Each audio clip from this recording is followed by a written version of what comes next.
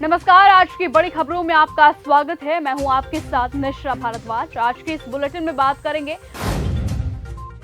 नेपाल में आए flash flood के बाद 30 से ज्यादा देशों के लोग हुए लापता।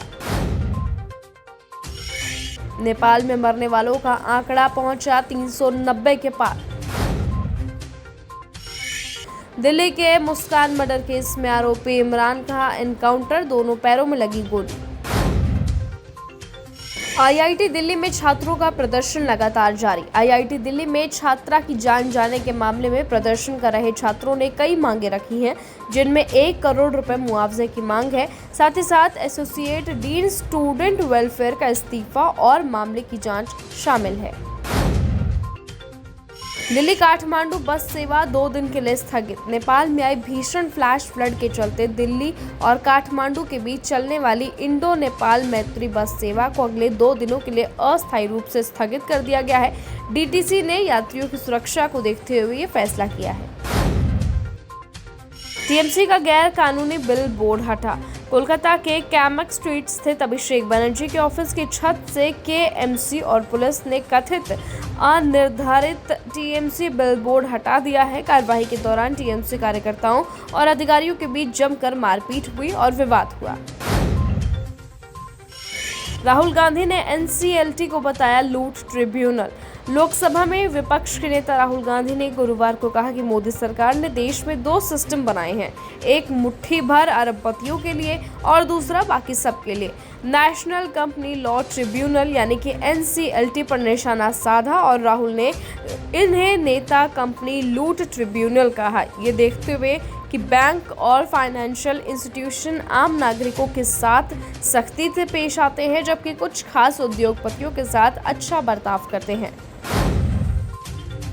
बीपीएससी टीआरई 4 में एक ही परीक्षा होगी। बीपीएससी टीआरई 4 में पहले 2 चरण में परीक्षा ली जानी थी, लेकिन अब सम्राट सरकार की ओर से छात्रों के हितों को देखते हुए एक बड़ा निर्णय लिया गया है।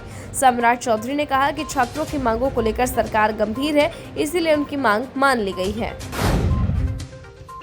नेपाल तबाही के पीड़ितों के लिए छलका अनुपम खेर का दर्द। नेपाल के लोग बुरी तरह से प्रभावित हैं। इसी भयावह मंजर को देखते हुए अब हर किसी का दिल दहल उठा है। अनुपम खेर ने चिंता जाहिर की और पीड़ितों के लिए उनका दर्द छलका है। एक्टर ने कहा कि इस मुश्किल घड़ी में वो लोग खुद को अकेला ना महसूस करें। उन्होंने साथ देने की अपील की है। साथ ही साथ अपने वीडियो में वो कहते नजर आए हैं कि मैं नेपाल के लोगों के लिए प्रार्थना करता हूँ। नेपाल में आई बाढ़ से तबाही काफी ज्यादा डरावनी है। सपा ने बांटी 13 रुपए किलो चीनी। रक्षाबंधन से पहले अमेठी में समाजवादी पार्टी ने 13 रुपए किलो की दर से 5 क्विंटल चीनी बांटी है। सपा ने इस अनोखे प्रदर्शन के जरिए महंगाई और 2014 में किए गए स्मृति ईरानी के वादे पर बीजेपी को घेरा है। पेट्रोल पंपों पर एक बार फिर से लौटेगा E10 पेट्रोल।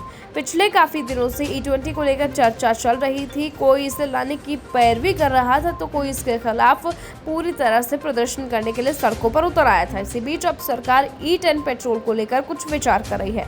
सरकार पुराने वाहनों के मालिकों की परेशानी कम करने के लिए 10% इथेनॉल मिक्स E10 पेट्रोल लाने के ऑप्शन पर विचार कर रही है, जिसके लिए प्रीमियम पेट्रोल को E10 में बदलने की योजना चल रही है। नेपाल में बाढ़ से महाराष्ट्र के 114 पर्यटक फंसे। नेपाल में आई विनाशकारी बाढ़ में भारत के 300 से ज्यादा पर्यटक लापता बताए गए हैं, जिनमें महाराष्ट्र के कम से कम 114 पर्यटक के बाढ़ प्रभावित नेपाल में फंसे होने का अनुमान है। हालांकि अच्छी खबर यह है कि इनमें से 53 लोग सुरक्षित बताए गए हैं। राज्य के अधिकारियों ने ये जानकारी दी है। अधिकारियों के अनुसार आंकड़ों में बदलाव भी हो सकता है। 2027 में सपा का पिंडदान करेंगे अति पिछड़ा और पिछड़ा। उत्तर प्रदेश में 2027 विधानसभा चुनावों को लेकर सियासी बयानबाजी अब तेज हो गई है। बीजेपी नेता और ओबीसी मोर्चा के राष्ट्रीय अध्यक्ष और राज्यसभा सांसद अमरपाल मौर्य ने समाजवादी पार्टी पर जमकर निशाना साधा और उन्होंने ये दावा किया कि 2027 के चुनावों में पिछड़े और अति पिछड़े वर्ग के लोग समाजवादी पार्टी का पिंडदान कर देंगे। ट्रंप का बड़ा बयान। अमेरिकी राष्ट्रपति डोनाल्ड ट्रंप ने कहा कि रूस नाटो के किसी भी सदस्य देश पर हमला नहीं करेगा। अब उनका ये बयान CIA निदेशक जॉन की मॉस्को यात्रा के बाद आया है। रिपोर्ट्स के मुताबिक रैटक्लिफ ने रूस के राष्ट्रपति व्लादिमीर पुतिन को नाटो के किसी देश पर हमला करने के खिलाफ चेतावनी दी थी। हालांकि ट्रंप ने यह साफ नहीं किया कि उन्होंने रैटक्लिफ को पुतिन तक कोई विशेष चेतावनी पहुंचाने का निर्देश दिया था या फिर नहीं दिया था। नेपाल में बाढ़ का तांडव। नेपाल बाढ़ की वजह से हजारों लोग प्रभावित हुए हैं और अभी तक 165 से ज्यादा लोगों की जान जा चुकी है। तो वहीं नेपाल आर्मी लगातार सर्च और रेस्क्यू ऑपरेशन चला रही है। अहम बात यह है कि अभी तक 116 लोगों को बचाया जा चुका है, जिसमें से 21 भारतीय शामिल है।